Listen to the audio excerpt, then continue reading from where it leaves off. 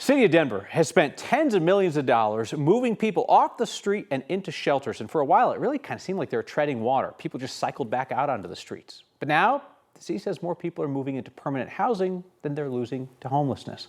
Our Kelly Rinke looks at the numbers.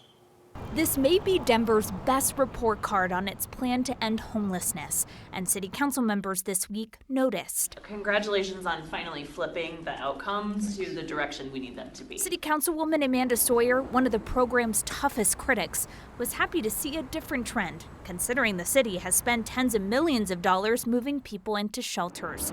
For the first time, more people in hotels or tiny homes are moving into permanent housing than leaving shelters and going back onto the streets. We had also seen an uptick in terms of connection to services for individuals that were in our program, so more people getting access to vital documents, more people getting IDs, more people connecting to the services that were being delivered on site. Cole Chandler is the senior advisor on homelessness to the mayor. He told council this week they're moving about 5 people indoors every day.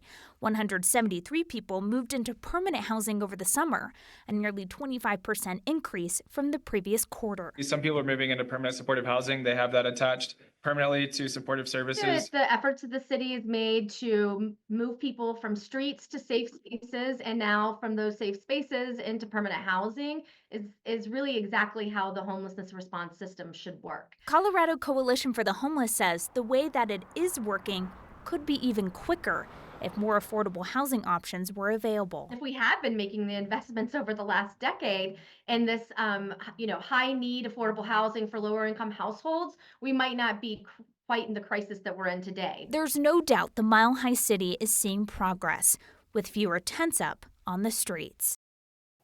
Unsheltered homelessness in Denver dropped more than 10% in the last year. A point-in-time count that took place in January found 1,200 people were unhoused on that one day. Today, there are more people living in these hotels and permanent housing than people who are outside. Nearly 1,600 people are currently in those spots. I'm always suspicious of judging things based on vibes or feel.